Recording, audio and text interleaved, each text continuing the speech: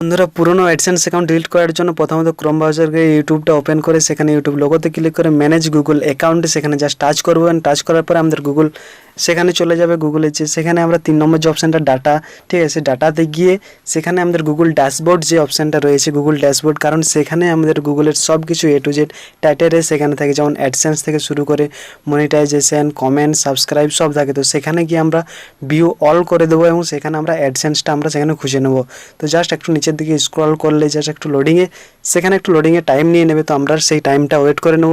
Wait করে যখন আমাদের টাইটেরিয়া কমপ্লিট হয়ে যাবে সেখানে স্ক্রল করলে দেখতে পাবো যে অ্যাডসেন্স বলে যে, তো সেই অ্যাডসেন্সে আমরা ক্লিক করবো। সেখানে ক্লিক করলে আমাদের ডাইরেক্টলি অ্যাডসেন্স অ্যাকাউন্টে নিয়ে যাবে। তো সেখানে যদি তোমার সাইন আপ না করা থাকে সেখানে আপনারা সাইন ইন হয়ে যাবেন। তো সেখানে গুগল অ্যাডসেন্সে সাইন ইন হয়ে যাওয়ার পর সেখানে সরি একটু নেটটা স্লো চলছে, যেন লোডিং নিচ্ছে। তো অ্যাডসেন্স অ্যাকাউন্ট আমাদের ওপেন হচ্ছে।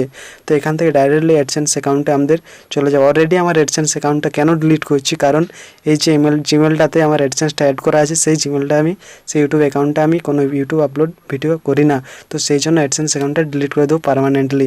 তো সেখানে যাওয়ার পর আমরা ডেস্কটপ সাইট করে নেবে, যদি তোমরা মোবাইল থেকে করে নেওয়ার পর যে উপরে যে 3 ডটটা রয়েছে অ্যাডসেন্স অ্যাকাউন্ট ওপেন হয়ে যাওয়ার পর উপরে যে 3 ডটটা রয়েছে সেই 3 ডটে ক্লিক করলে আমরা যে অপশানটা দেখতে পাবো, একটু ওয়েট করে নিচ্ছি। সেখানে যাওয়ার পর একটু স্ক্রল করে নিচে যে অ্যাকাউন্ট বলে সেটিংটা রয়েছে সেই অ্যাকাউন্টে সেটিং করার পর পার্সোনাল সেটিংয়ে জাস্ট একবার ট্যাপ করব।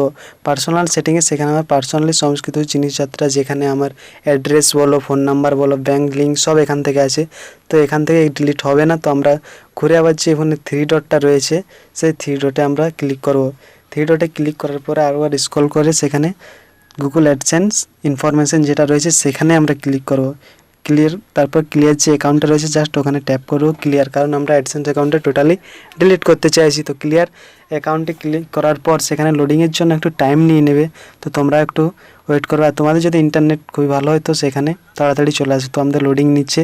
তো স্ক্রল করলে এখানে যে দেখা যাচ্ছে যে আপনি কি অ্যাডসেন্স অ্যাকাউন্টটা টোটালি ডিলিট করতে চাও, যদি পড়তে চাও তো তাদের লেখাগুলো পড়তে পারো এবং ঠিক চিহ্ন দিয়ে সব কটাতে। এখানে আপনার জানতে চাইছে অনুমতি নিচ্ছে যে কী জন্য তুমি ডিলিট করবে। তো আমি বেসিক্যালি এখানে আদার্স প্রবলেমের জন্য আমি ডিলিট করছি।